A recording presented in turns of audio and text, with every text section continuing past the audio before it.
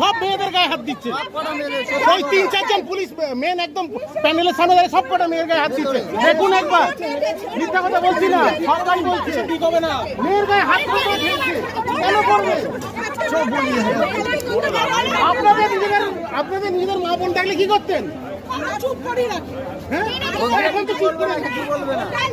আরে গায়ে ফেলবে কেন? গায়ে হাত দেবে কেন? মুখে বলুন। গায়ে হাত ধরে ফেলছে। চলুন চলুন চলুন, এগুলো কি? গায়ে হাত ধরে ফেলছে কেন? যাবো আমরা তোমরা কি করতে? গায়ে হাত ধরে ফেলছে কেন? আমরা এখানে থাকতে আসিনি।